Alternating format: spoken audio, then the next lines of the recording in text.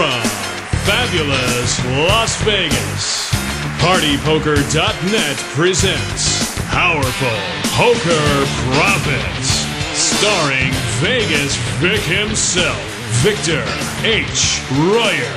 And now, here's Vegas Vic. Hello and welcome to our show. In this episode, we are going to discuss strategies for Limit Texas Hold'em. Any game which is identified as limit is different from pot limit or no limit games, specifically because each betting round is limited to a set amount. In this program, we assume that you already know how to play Texas Hold'em and are therefore familiar with the betting procedures. If you need a little help with the basics, I recommend you look at our program titled Introduction to Texas Hold'em. And now, let's go to the table. As you gain more experience in Texas Hold'em, you will be able to appreciate the many subtleties and variations in this game.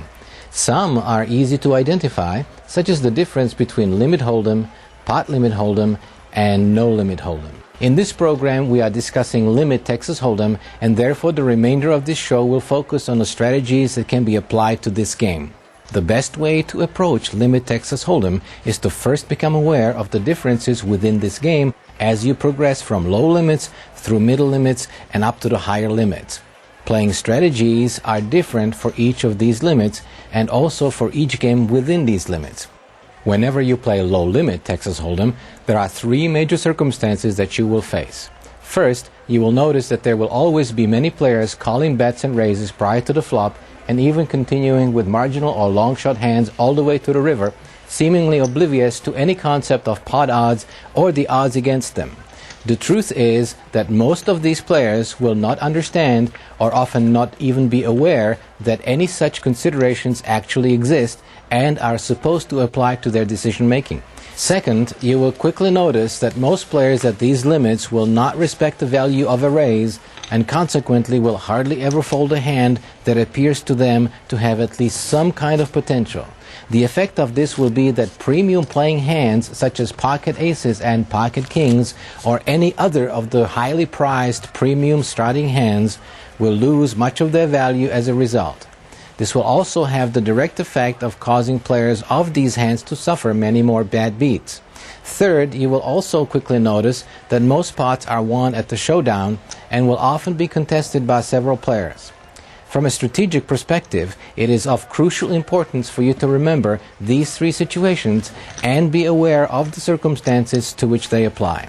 In any such low-limit game, the vast majority of players who play them will fall into two distinct categories. Category A type players are new and novice players, those just learning the game.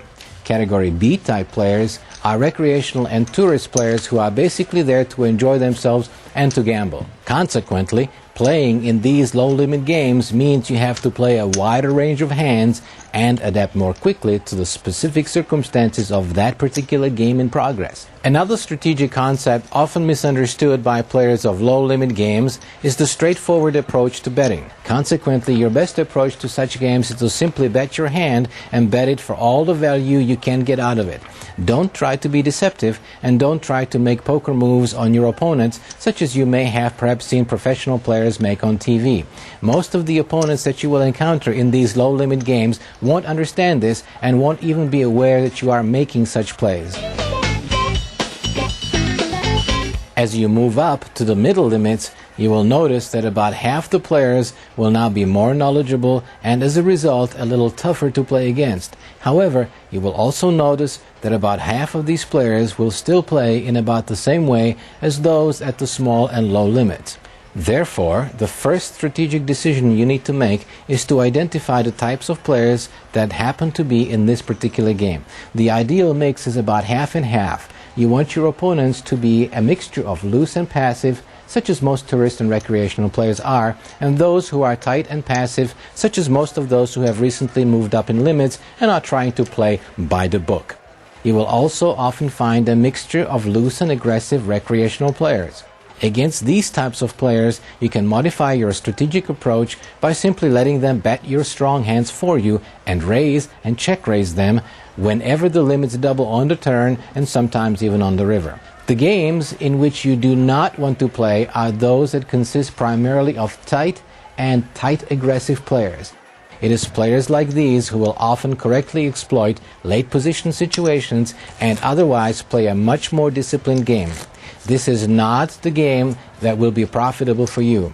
Therefore, game selection becomes much more important in the middle limits and also as you progress to the higher limits. A good mix of the right type of player will permit you to be able to play your game the way you want to play it, as opposed to having to react to the game dimensions imposed by others. Finally, if your bankroll can stand the heat, you can join the big game. There are two ways in which you can play at limits as high as these. One, you happen to be very wealthy, or two, you have earned your way through the ranks and have now acquired a poker bankroll sufficient to play at these limits. That poker playing bankroll should be at least 100 times the size of the big blind. For example, if you are playing in a $200 and $400 game, your minimum required bankroll is 100 times the big blind, which in this case is 100 times 400, which equals $40,000. In these games, you can now play a variety of hands in a variety of ways. First, you can more successfully exploit your positional advantages, such as playing on the button, in the cutoff seat, and in late positions. Second, you can manipulate your opponents more easily. This can be achieved by raising and check raising, by slow playing, and by bluffing. In fact, one of the strongest strategic plays that you can use is what is called the isolation play. This is a method of either raising or re-raising one or more of your opponents in order to isolate those that are yet to act behind you, and as a result, preferably, get heads up with just one or at most two opponents. Exactly which hands to play and how to play them in any of these limit games will significantly depend on the nature of each game. In the low limits, you can press your advantage with higher suited cards and middle suited connectors. In the middle limits, you will need to play a bit tighter, more selective, and with positional advantage and selective aggression. In the higher limits, you will need to play your opponents more than your cards, while at the same time applying positional advantage as well as tight aggressive discipline. Exactly how well you can do this depends on your ability to be able to acquire not just the knowledge of how to play Texas Hold'em, but also the skills in applying that knowledge successfully and profitably. This is not easy to do. For many players, playing the game for fun and profit are often mutually exclusive. Such players will eventually give up when the going gets too hard and decide it is better to have some fun rather than to play and continue to playing well. There's nothing wrong with that approach to the game. If all you want to do is to have fun playing, then you can play at whatever limits your bankroll allows. If, on the other hand, you want to play for consistent profits, you will have to sacrifice some of the fun and instead substitute discipline. Playing Limit Texas Hold'em is a great way for you to gain experience from the very smallest of limits all the way up to the big game. And once you have gained such experience, that will make it so much easier for you to whet your appetite in the no-limit arena. For now, and until next time, remember to play smart and play to win. I'm Victor H. Royer, and this has been a presentation of PartyPoker.net. Bye!